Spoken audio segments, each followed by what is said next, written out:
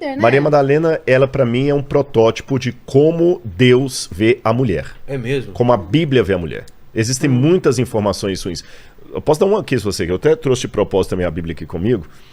Eu vou fazer uma leitura anacrônica. Quem conhece a Bíblia em casa, o livro do Gênesis, fala que Deus criou nos 6 dias a terra e no 7º dia descansou.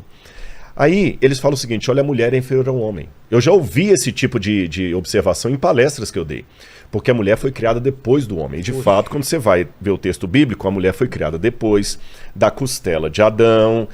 Adão, quando a vê, chama você finalmente é osso dos meus ossos, carne da minha carne. Ele dá nome à mulher, como ele deu nome aos animais. Isso olhado de maneira anacrônica, parece que realmente a Bíblia já é machista desde lá de trás. E numa palestra eu lembro que um senhor até religioso falou: a mulher é inferior ao homem porque ela foi criada depois do homem.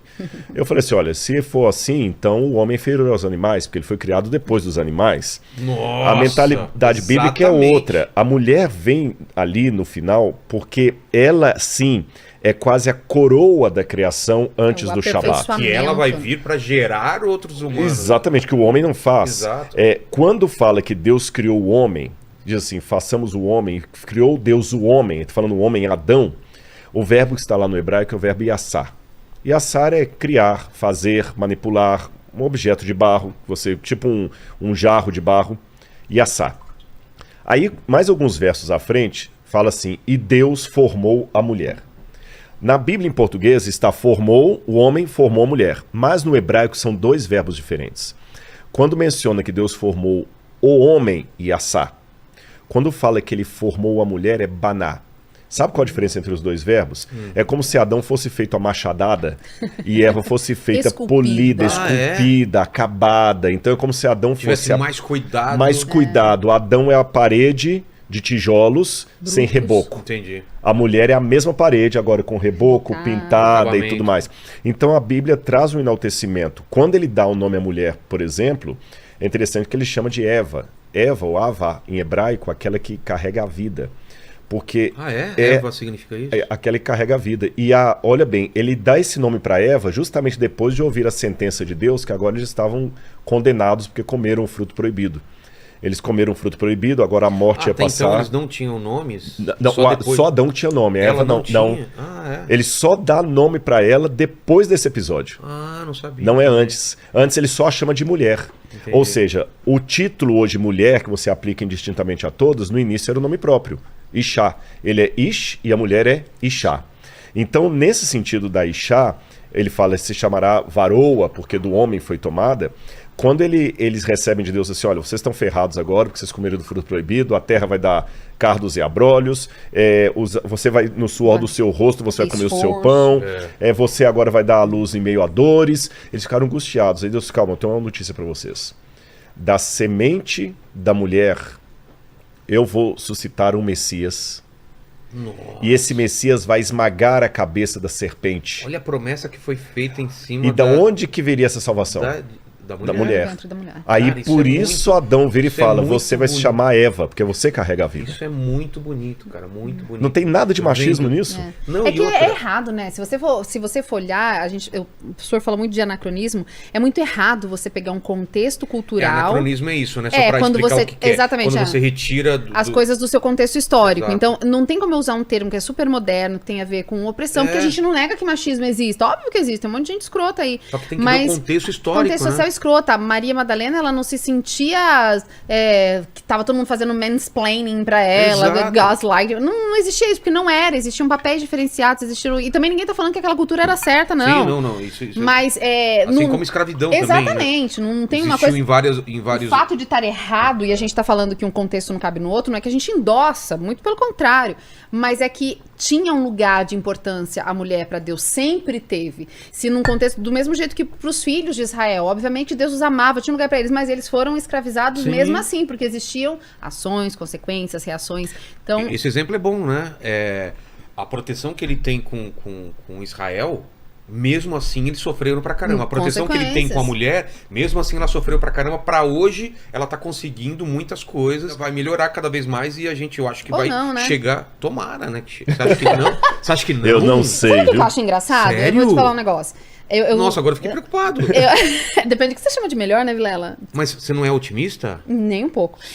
Veja só, quando vários escravos, eles, aqui no Rio de Janeiro, registros do Rio de Janeiro, aqui no Brasil, foram alforriados, existem várias cartas, anúncios de jornais no Rio de Janeiro, que assim que eles eram alforriados, a primeira coisa que eles faziam era comprar escravos para si mesmos. Ah, é? É.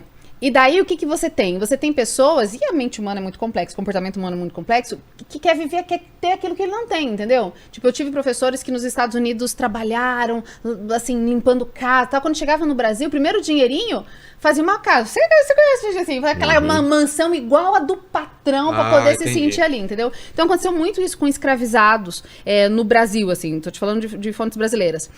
A mulher, acontece um negócio muito engraçado.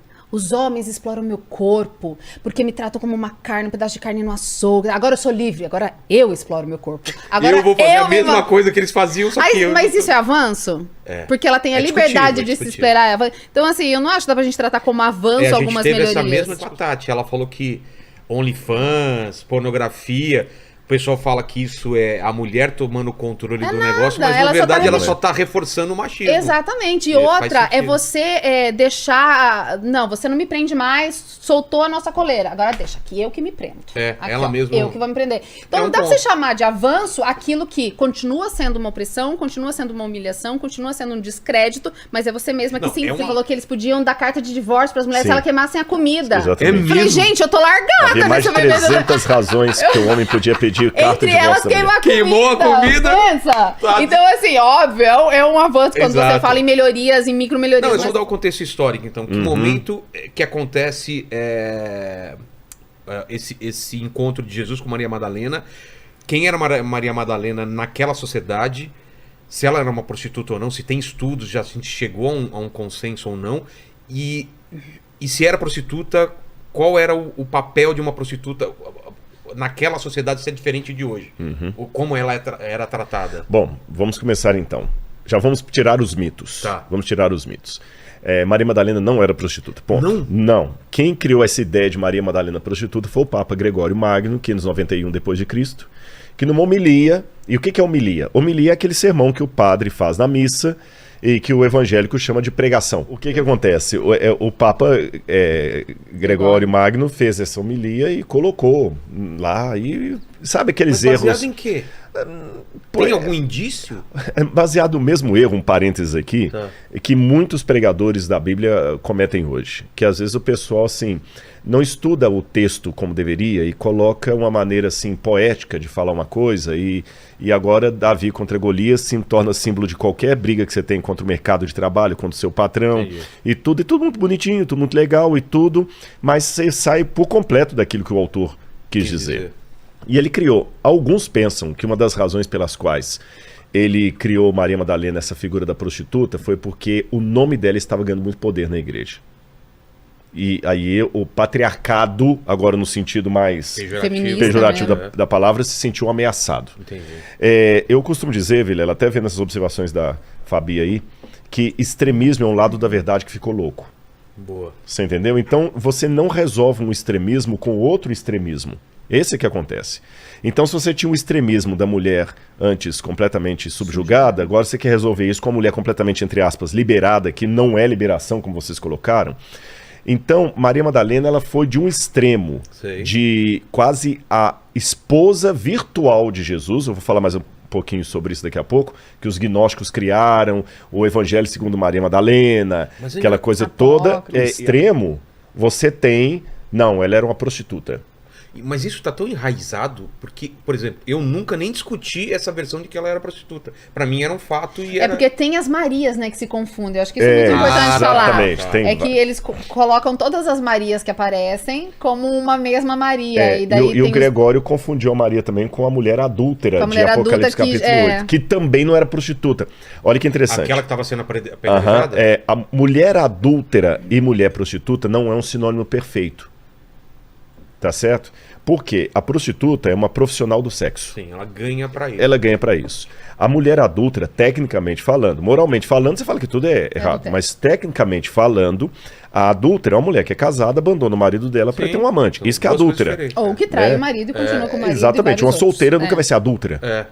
entendeu? A prostituta, então... A prostituta não é adúltera porque ela não está Ela não tá presa a ninguém. Exatamente. Então a mulher adúltera é um outro caso. Então a mulher adúltera também não tem nada a ver com prostituição e nem com Maria Madalena. E aí, o curioso é que ela demorou muito a entrar na lista de santos da Igreja Católica. Maria Madalena já era canonizada na Igreja Ortodoxa, mas na Católica foi o Papa Francisco, que agora, sim, em julho, que é o dia dela lá, que é Santa Maria Madalena. Mas foi o Papa Francisco, 2000 anos depois. Ela era chamada de apóstola apostolorum, apóstola dos apóstolos. Sei. Ela era reconhecida assim, mas não santa. E aí muita gente, a teoria da conspiração começa a aguçar, né? Por que essa demora? Porque deve ter alguma coisa por trás. Sendo, né, que a igreja já canonizou uma mulher que era incendiária e um cara que era viciado em jogatina. Exato. Então pensavam que ela, de certa forma, ameaçava a hegemonia da igreja. Entendi. Agora, eu não posso resolver isso também criando uma série de teorias da conspiração. Ninguém que, na verdade, ela era esposa de Jesus, aquela coisa toda, e a igreja abafou isso. Aí veio o Dan Brown, que vocês mencionaram. Aí a gente se pergunta, por que Dan Brown cometeu tantos erros primários assim? Parece que o livro foi escrito às pressas. Essa é uma característica muito forte do ponto de vista histórico, do conteúdo. Eu não sei se do ponto de vista literário seria uma coisa... Você requer tempo para modelar um personagem. Ele foi feito mesmo assim, parece assim, que foi às pressas. A impressão que dá é essa. Aí tem uma coisa curiosa, porque o livro dele foi lançado em inglês pela editora Doubleday. Doubleday. E essa editora... ela tem como principal cliente a Igreja Católica. Ué, mas... Aí fica estranho, porque um livro contra a Igreja Católica, por que a Doubleday ia publicar esse livro? E eu fui numa conferência em Portugal, uma vez eu participei lá, e nessa conferência foi dito lá que eles acreditam que um setor da igreja encomendou esse livro, porque estavam começando a acontecer os problemas de violência contra menores, envolvendo muitos padres, pedofilia, muitos problemas de pedofilia. E estava explodindo. Então você sabe que às vezes aquela cortina de fumaça, você sai para um escândalo, aí você tira o holofote daquele problema, vai para outro, e como o livro bombou no mundo inteiro, e é uma verdade, vai arrebentar com o cristianismo, aquela coisa toda, e o livro ficou muito naquela pegada assim... É um romance? Mas pode não ser. Não, ficava muito isso. Pode não ser. Pode não ser. Aí começaram a falar que tinha lá nos arquivos mesmo. Do Vaticano. Do Vaticano. E tudo. Na Biblioteca de Paris também, tinha lá de Lyon, né? Aquela coisa toda. Então, aí muita gente viagem pra França e pra ir nos lugares, faziam turismo do livro. Exatamente. Muita gente, inclusive eu, que na época era professor de religião lá no NASP, a gente ficava preocupado em ler o livro e refutá-lo. Ah, é? Por quê? Muita gente cristã ficou preocupada em refutar o livro para não... Peraí, estão falando mal da minha mãe, né? Vamos colocar assim, né? Só que daí você tá todo mundo falando disso aqui, que é um problema contornável, e esse aqui que não é contornável vai ficando. Que era os casos de pedofilia que estavam estourando. Então, muito sentido, eles afirmaram isso lá. Eu não posso fazer essa afirmação, mas faz muito sentido. Eu ouvi isso numa conferência em Portugal que eu fui. E linka. Então, por isso que o livro foi escrito meio às pressas e tem esses erros. Agora... ele erra na história, não dá pra saber, e erra porque ninguém vai confessar nada nunca, claro, né? Então, exatamente. Mas aí, eu vou falar, essas questões sobre Maria Madalena, eu fiz uma pesquisa, estou para publicar um livro sobre Maria Madalena. Tem previsão já de quando sai? Tá na editora, esse vai ser pela Planeta. Vai ser pela Planeta. Esse ano ainda? Esse ano ainda, já tá lá, tudo diagramadão, bonitinho tudo. Quem sabe vai ser na Bienal? Agosto tem Bienal, julho. Não sei, vamos ver. O negócio de voltar aí na Bienal. Mas e nesse livro, para fazer essa pesquisa, eu usei um método que eu acho que é bom explicar esse método do pessoal que está com a gente em casa. Chama-se psicobiografia. Que não deve ser confundida com psicografia. Psicografia é aquela técnica espírita, para quem acredita no espiritismo, para quem acredita em reencarnação, não é o meu caso. O Chico Xavier ou qualquer outro médium, ele psicografa mensagens supostamente vindas de quem já morreu. A psicobiografia não tem nada a ver com isso.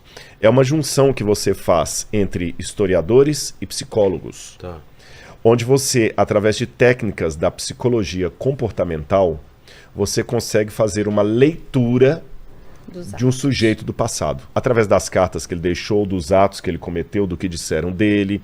Então eles aplicaram, por exemplo, técnicas de psicobiografia em Santos Dumont, e descobriram que Santos Dumont não é como a pessoa pensa, que ele só suicidou porque ele viu o avião dele sendo usado na Segunda Guerra. Ele tinha traços de bipolaridade não diagnosticados, e ele tomava remédio para isso e tudo. E até os detalhes da casa dele, aquela casa lá de Petrópolis, como é que ele fez e tudo. Indicavam leitura disso. Pô. E você pode usar a psicobiografia até para casos mais antigos. Por exemplo, teve um professor lá da Universidade de Tel Aviv, que ele fez um livro, Rei Herodes, o Perseguidor Perseguido, onde ele aplicou a psicobiografia para entender a mente de Herodes. Que maravilhoso. Em que pese que alguns criticam a técnica da psicobiografia, por outro lado, há muitos que a enaltecem, e ela é séria. Tem um grupo de Harvard que só estuda psicobiografia. E apesar de ser algo que nós recebemos da área de ciências humanas, de saúde da mente, não são só profissionais de saúde da mente que podem escrever isso. Como esse professor lá de Israel, que ele não é da área. Então, eu estudei um pouco da psicobiografia e resolvi aplicar a psicobiografia para entender Maria Madalena. Tá. Então, a minha pesquisa está dividida em 2 momentos. Um primeiro momento, onde eu falo desses mitos que se criaram acerca dela, com o Gregório Magno, ela é prostituta, o que é que os gnósticos falavam dela. Posso daqui a pouco entrar um pouquinho nisso também, os evangelhos apócrifos que foram sendo criados. E na segunda parte, uma biografia psicológica dela. Entendi. E eu descobri algumas coisas muito interessantes. Eu só vou dar talvez um exemplo dele, só para também não dar spoiler do livro. O Dan Brown você pode dar, porque já vendeu. Provavelmente ela foi vítima de violência sexual na infância por gente da casa. E eu sei que a pergunta que o pessoal está fazendo em casa é da onde que o Rodrigo tirou isso? Vozes da minha cabeça. Esses detalhezinhos eu posso mostrar no texto bíblico de onde eu tirei, mas só para dar um preâmbulo assim mais ou menos, quem foi essa mulher formidável, e ela era uma das principais discípulas de Jesus. Vamos falar dos gnósticos que você falou? Quem são esses caras e o que eles falavam ou falam sobre a Maria Madalena? Olha, interessante. Eu vou começar dos gnósticos, até vou mencionar uma parte aqui que eu vou pedir a Fabi falar, porque os gnósticos navegam demais no tema do feminino sagrado, que o Dan Brown também vai explorar. Por quê? Então vamos começar. Quando o cristianismo começou, ele começou judeu. O cristianismo foi uma corrente que saiu do judaísmo. E o antissemitismo já está presente há muito tempo. Já conversamos de antissemitismo aqui, até quando veio o Ravissani aqui, não é?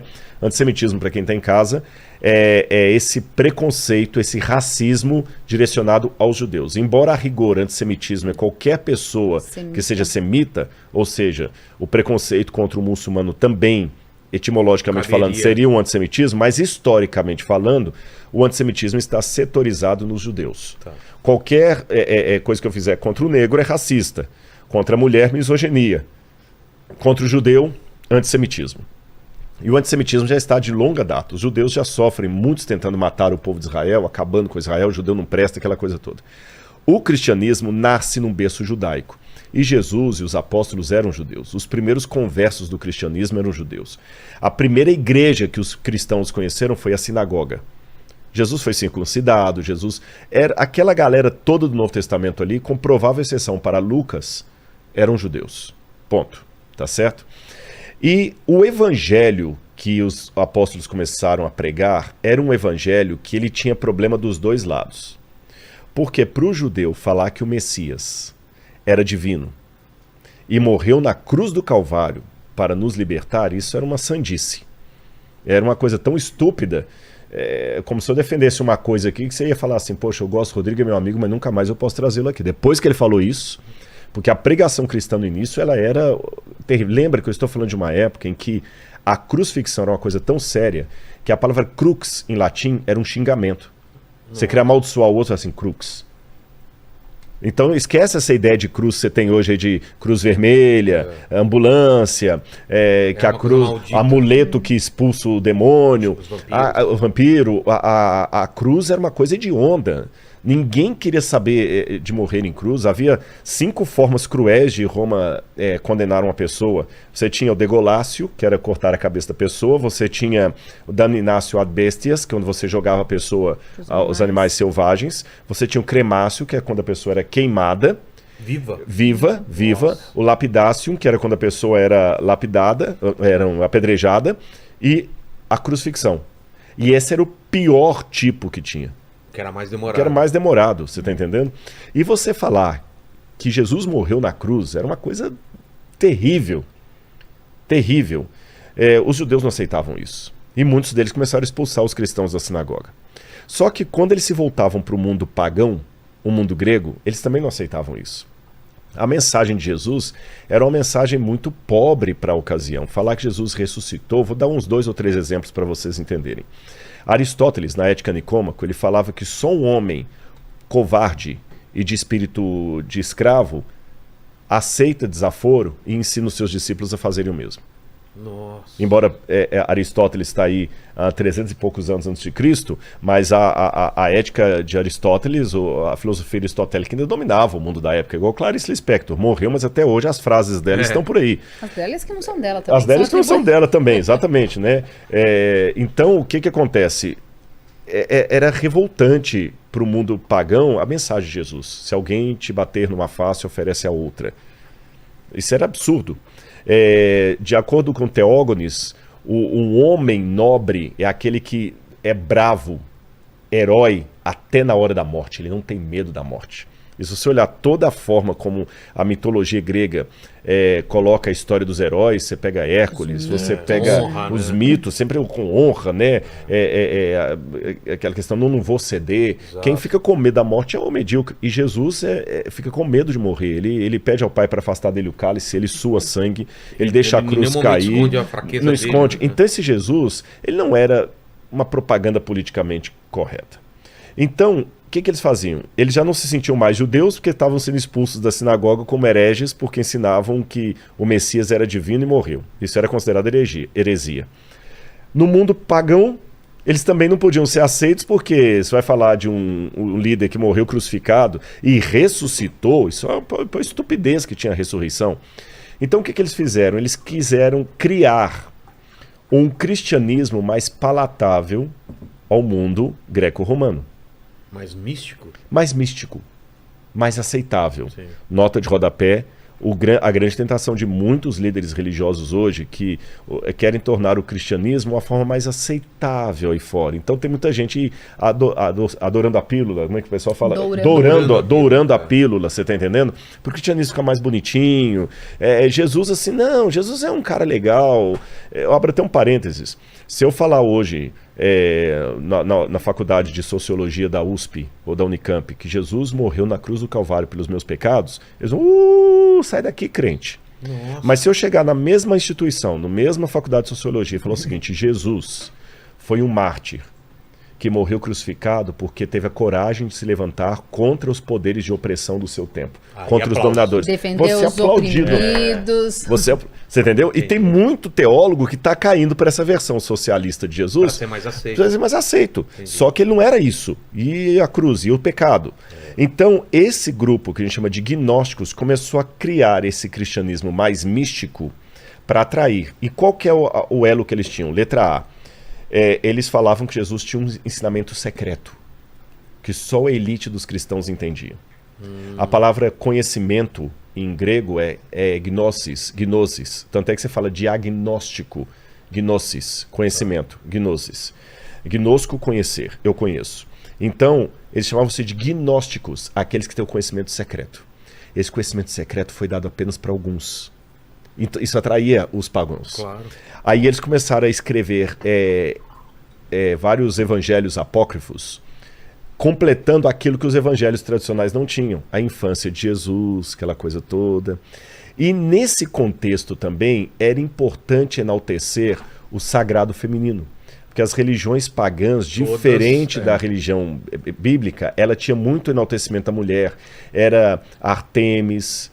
Tinha uma equivalência muito grande da mulher. Mesmo porque o sexo era uma coisa muito enaltecida, o sexo entre deuses. E esse Jesus assexuado... fertilidade, colheita... Também ligada à sexualidade. Exatamente, esse Jesus Maria Madalena, assexual não era bom. Inclusive, nessa época, começaram as primeiras teorias de Maria Madalena, inclusive, ser um contratipo de deuses, de deusas. Sim, aí que entra o feminino sagrado. Exatamente. Se ela tivesse também... Sim, ela era uma construção, era associada a ela. Existem vários pesquisadores que mostram que a Maria Madalena vendida nesse período, ela era a junção de várias deusas, greco-romanas, gregas, romanas. Tinha essa vertente. E, exatamente, que tipo, tinha qualidades, a bravura, a liderança, a intrepidez, a primeira que viu, a que levou a mensagem adiante. Então ela reunia características, inclusive botavam características físicas de deusas conhecidas do período. Entendi. Então era como se você levantasse ali junto com a mensagem que não era muito popular, era uma mensagem impopular, não era muito legal, mas uma coisa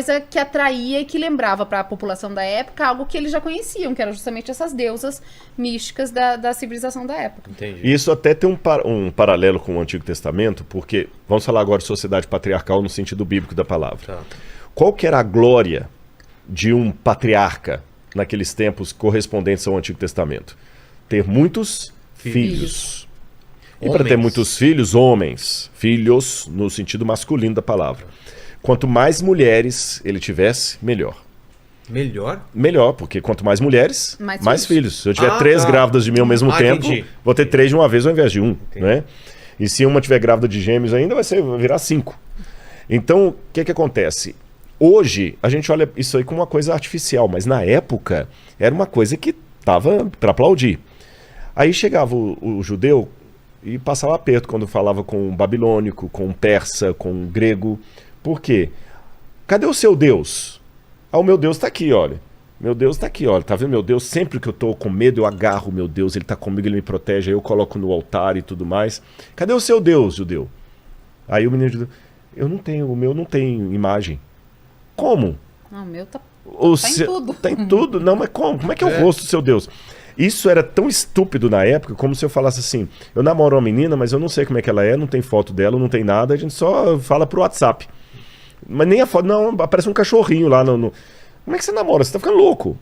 Segundo, inconcebível para eles. Os deuses pagãos, eles tinham mulheres e filhos. Exato. Eles tinham relações parecidas com a nossa. De vingança. E incestuosas também. Não, isso até facilita, porque se o camarada tá querendo ter uma vida de orgia, quem pode me culpar? Eu tô sendo como meu Deus é. E as pessoas não se... de Baco. Claro. E as pessoas não se tornam moralmente melhores que os deuses que elas adoram. Verdade. Por isso que às vezes é interessante fabricar meu Deus personalizado. Nesse contexto aí, criaram, eu tenho essa comprovação pela arqueologia, uma esposa pro Deus de Israel. Áshera. Inclusive tem relevos que tem lá para Yahweh e sua Áshera. Mas quem? Os gnósticos? Não, isso antes. Eu estou falando no Antigo Testamento. Bem antes. Então. No Antigo Testamento. Então, por que eu estou falando paralelo? Os gnósticos fizeram a mesma coisa com Jesus. Entendi. Esse Jesus solteirão não está bem. Vamos criar tudo. Só que aí tem um detalhe que o pessoal não interpreta bem nos gnósticos.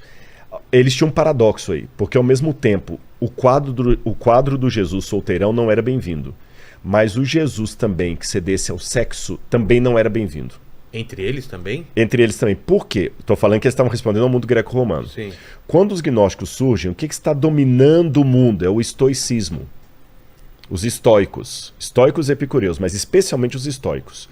E um dos grandes imperadores romanos que se tornou estoico foi justamente Marco Aurélio. Marco Aurélio, ele era nobre, ele escreveu todas as meditações de Marco Aurélio. Culto, aliás, um dos maiores propagadores da literatura do mundo. Exatamente, assim. Foi um dos melhores imperadores romanos, superior a Augusto. Quando Marco Aurélio vem, o estoicismo, que bebe muito em Diógenes, também o cinismo que vem, que é a escola dele. Que é a escola dele, a escola cínica, que não tem nada a ver com o cínico hoje, vem de cachorro. Kénicos, em grego. Então, todo mundo queria se espelhar no Marco Aurélio. E o homem nobre é aquele que segura as paixões do corpo e não cede a elas. Principalmente as paixões sexuais. Essa era a máxima do estoicismo. O prazer dele não é orgástico, é do conhecimento, é o prazer cerebral. Da mente. Não é o prazer do órgão sexual e tudo mais. Então eles tinham... Como você resolveram esse problema então? Aí que tá. O Jesus, no caso, né? Criou outro, né? Mas no caso filosófico de Jesus, eles tinham que criar um Cristo que tinha uma companheira, mas não era carnal. Sexual, Então eles pegaram e criaram uma companheira mística de Jesus, que seria Maria Madalena, que seria a não é encarnação, porque os gnósticos não gostavam da palavra encarnação. Seria a materialização feminina da sabedoria, da Sofia. Entendi.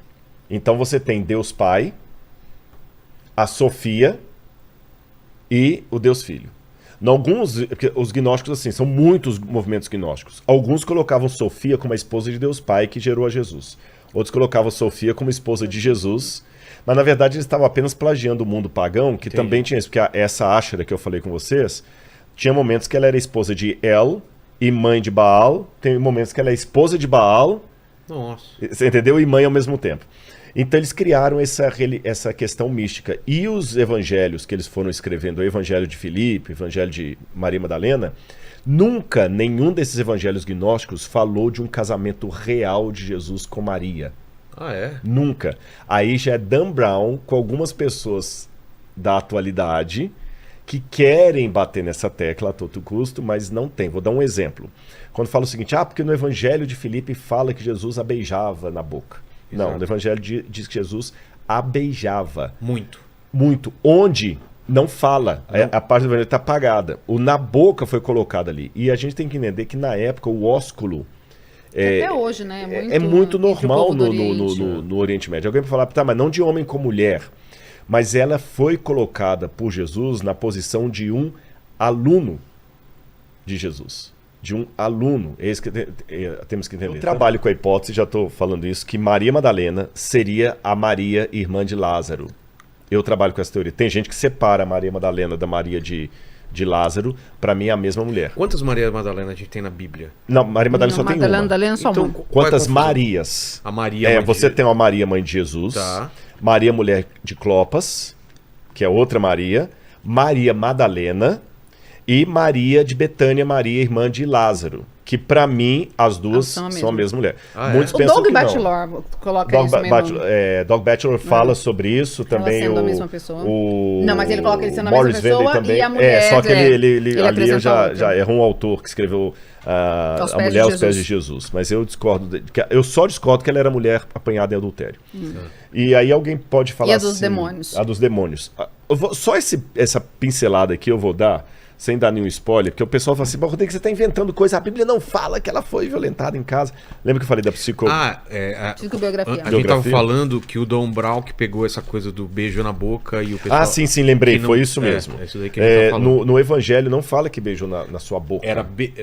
Beijava mais que os outros. Que os outros. Era a preferida. E os outros questionavam, por que o senhor as ama mais do que a nós? E os seus falam, quem disse que eu amo mais do que a vocês? Você entendeu? Mas nenhum lugar fala que era uma coisa erótica. Entendi. Mas dava a entender que ela era mais próxima, que ela era mais atenta, que ela estava... Porque imagina, olha o contexto. Você é negligenciada na sociedade por ser mulher. Aparentemente você não tem filhos, logo você tem menos valor ainda de mercado. Aí você está numa sociedade em que a mulher não podia estudar, não podia ir à sinagoga, então ele tinha os seus seguidores, pessoas mais próximas, e ele a aceita. Ele não a repudia. Exato. Imagina o nível da gratidão. Não só a aceita, como coloca numa posição de respeito, destaque, exatamente. Ensina pra ela, fala olhando pra ela. Imagina o nível que essa mulher tem de gratidão de poder estar ali. E talvez essa gratidão faça com que ela seja ainda mais... Sabe aquele aluno que é o último da classe, que é o pobrezinho, e o professor incentiva tal? Ele vai lá sentar na primeira fila. Eu quero ficar perto desse professor. Ele me deu uma chance de ser alguém que eu nunca poderia ter sido. Pra mim, quando eu vejo esse texto, é essa posição de Maria. Poxa vida, eu sou ninguém e esse mestre me aceita. Mas eu lembro que realmente é esse texto que o pessoal pega mais pra justificar que eles tinham um relacionamento. Se ela fosse esposa de Jesus, em primeiro lugar, não teria nenhum problema no judaísmo quanto a isso. Exatamente. Não teria por que o evangelho omitir isso. Eu ia falar, não tem por que omitir, sendo que era uma coisa exatamente, comum. Exatamente. É como se eu quisesse esconder que você está usando um óculos. Qual o problema? Você está entendendo? Não tem problema nenhum disso. Segundo lugar, se ela fosse esposa de Jesus, não faz sentido os discípulos falarem, por que o senhor ama mais do que a nós? Sei que o pessoal deve estar perguntando em casa, peraí, Rodrigo, de onde você tirou que ela teve abuso sexual em casa? Tá. A primeira vez que ela aparece no Evangelho de Lucas é Lucas capítulo 7, versículo 36 em diante. Eu vou pedir licença a vocês para ler esse breve texto e explicá-lo. Um dos fariseus convidou Jesus para que fosse jantar com ele. Jesus, entrando na casa do fariseu, tomou lugar à mesa. E eis que uma mulher da cidade, pecadora, sabendo que ele estava jantando na casa do fariseu, foi até lá com um frasco feito de alabastro cheio de perfume. E, estando por detrás aos pés de Jesus, chorando, molhava-os com suas lágrimas e os enxugava com os próprios cabelos. Ela beijava os pés de Jesus e o ungia com perfume.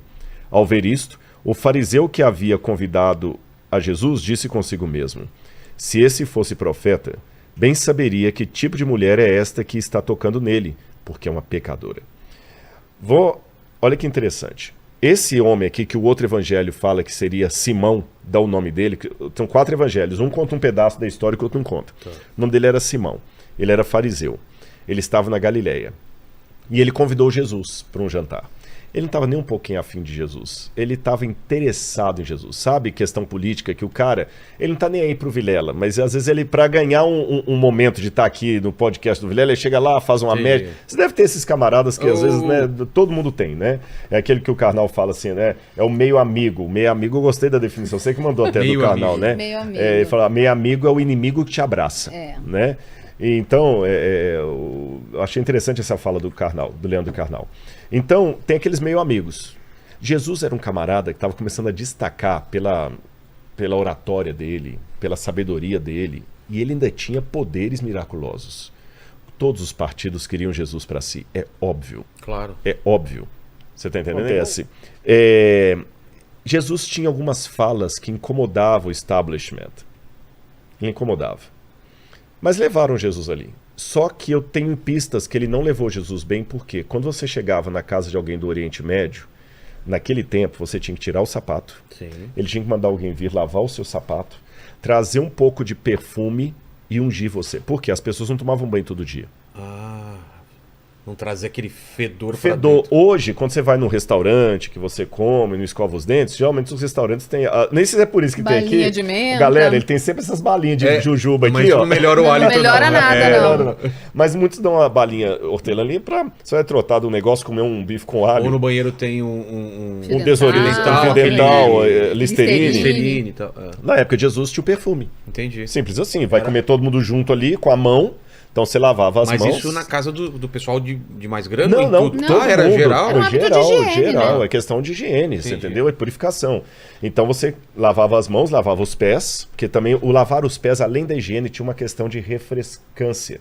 Não sei se existe essa palavra. Existe. Né? Refrescância. As extremidades do corpo. Exatamente. Você não tinha ar-condicionado, não tinha nada. Que calor, você põe uma aguinha gelada. Olha que gostoso, agradável. É uma maneira de falar, você é bem-vindo. Então eu beijava você, ósculo.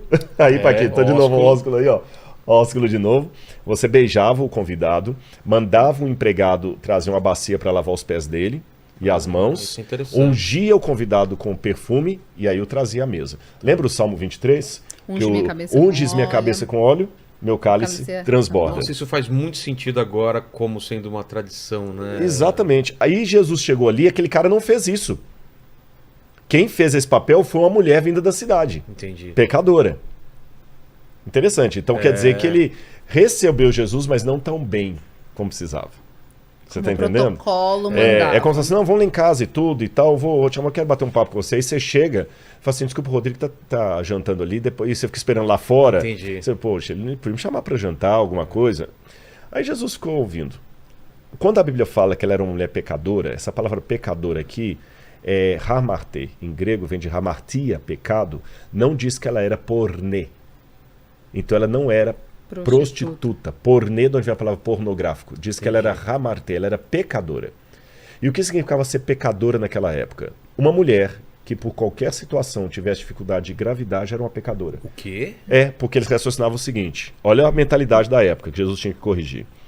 Se você tem algum problema na vida, é porque você tem algum pecado secreto e Deus está te punindo. Entendi. Era uma punição. Uma punição. Mas nos tempos bíblicos, um rabino não comeria junto com um pagão. Ah, é? Nunca. Nem com um pecador. Não se misturava. Ah. Senão ele se contaminaria. Entendi. Se aquela mulher era pecadora e entrou na casa de um fariseu sem ninguém barrar, ela tinha intimidade naquela casa. Certo. Você tá entendendo? Ela já denota que tinha, então, uma intimidade. Ela era, exatamente, ela era daquela casa. E as pessoas conheciam ela naquela casa. E as pessoas conheciam, porque ninguém impediu de entrar. Tá. Segunda coisa, quando ela tocou em Jesus, se ela era pecadora, Por que o próprio Simão não impediu, ou algum dos presentes? Outro detalhe, o Simão, ele não a repreendeu em momento algum. Ele ficou calado e pensou com seus botões. Se esse homem fosse profeta, ele saberia que a mulher que está tocando nele é pecadora. Peraí, vamos parar aqui. Todo mundo sabe que a Titiolina era prostituta da Itália lá. Sim. Todo mundo sabe. Candidata, né? Acho que ela se tornou depois deputada. Foi política. Eu não preciso ser profeta para saber disso. Todo mundo sabe. É senso comum. Senso comum. Todo mundo sabe. Se ela era uma prostituta, como a tradição erroneamente coloca, uma mulher de programa, todo mundo saberia. Exato. Talvez seria até público. O próprio Jesus seria público. Não precisava de ser profeta. Você tá entendendo? Mesmo porque as vilas eram pequenas, As vilas todo pequenas, mundo todo mundo conhecia conhecia. todo mundo. Então chegou uma mulher que é prostituta. Ele não falou, é só com ele mesmo que ele pensou. Isso indica que o pecado que ela tinha não era de conhecimento público. Mas era de conhecimento de quem? Dele. Quando a gente joga todos os elementos de psicobiografia aqui, você chega à conclusão, e você sabe, eu até passo a bola para você, que geralmente quando acontecem problemas de violência sexual contra meninas, mais de 80% dos casos é dentro da família. Dentro da família. E 80% dos casos se comportam com características. Eu li muitos artigos sobre isso, com as características que elas se comportavam. Você entendeu? De se sentir menor, se sentir culpada. Eu que provoquei, talvez. E olha essa parte, se sentir culpada. Porque se ela foi violentada dentro de casa, ela não tinha pecado. Ela era vítima. Mesmo assim, Jesus falou assim, filha, os teus pecados estão perdoados. Por quê? Pra se sentir bem, né? Porque ela precisava do perdão. Culpada. Claro. Às vezes eu preciso ter um perdão de um pecado que eu não cometi. Claro. E aí Jesus vira para ele e fala assim, Simão, você está incomodado porque ela me tocou? Deixa eu te perguntar uma coisinha. Eu vou atualizar a linguagem. Um camarada devia pro patrão dele R$2.000. O outro devia R$400.000. O patrão ficou com dó dos dois, que estavam apertados, e perdoou a dívida dos dois. Qual era o mais grato? Lógico que eu devia R$400.000. Ele ia perder a casa. Né? Ele falou, pois é. Ela teve a dívida maior perdoada, por isso que ela está grata a mim. E você ainda não teve a sua dívida perdoada, que você acha pecado. Mas desde que eu cheguei aqui, você não me fez isso? Você não fez isso, exatamente. Você não me deu o ósculo santo, você não lavou meus pés. Agora ela não parou disso. E por que ela fez aquilo com Jesus? De repente ela teve que quebrar toda uma questão ali de limitação psicológica que ela estava, para poder dar as boas-vindas a Cristo que o anfitrião não estava dando. E ela talvez já era, aí que vem um detalhe, ela já era seguidora de Jesus, talvez desde a casa de Levi e Mateus, porque o Evangelho fala que Jesus, quando começou a pregar, Levi e Mateus, que se tornou um dos apóstolos, reunia em sua casa publicanos e pecadores. A mesma palavra que é aplicada para ela. Então, de repente, ela ia para Cafarnaum, ficava ouvindo Jesus, ela ouviu a mensagem de Jesus, ela quis mudar de vida. Só que aí eu termino com essa parte que no capítulo 8 fala assim, aconteceu depois disso, depois desse episódio, que Jesus andava de cidade em cidade, de aldeia em aldeia, pregando e anunciando o evangelho do reino. Iam com ele os 12 discípulos e também algumas das mulheres que haviam sido curadas, de espíritos malignos e de enfermidades. Maria, chamada Madalena, da qual saíram 7 demônios. Joana, mulher de Cusa, procurador de Herodes. Susana e muitas outras. Quando fala Maria Madalena, da qual saíram 7 demônios... Então, por que esses 7 demônios? Jesus dizia que quando um demônio era expulso de uma pessoa, ele saía daquela casa... E se voltasse, voltava com mais 7 demônios. Com mais 7 demônios. Certo. E ele falou que a segunda situação da pessoa era pior do que a primeira. Certo. Então, o que eu entendo desses 7 demônios? Ela tinha aceitado a Jesus. Expulsou esse demônio. Quando ela volta pro lar dela, pra casa dela, onde ela estava sofrendo tudo aquilo ali, tem toda uma questão de... É quase uma síndrome de Estocolmo. Apaixonar pelo agressor. Ele foi e novamente a violentou e levou para a cama, e ela se sentiu pior. Quando ela se sentiu pior, ela voltou todo aquele que ela estava, todo o trauma, eu não mereço mesmo. Aí tem uma série de coisas que pode vir. O eu não mereço, eu não presto, realmente eu sou isso. Você sabe que a patologia de mulheres que são violentadas é muito díspare. Algumas se tornam realmente vadias, vou colocar essa palavra bem entre aspas aqui, não porque elas são não é o caráter e moral, não moralmente sem caráter.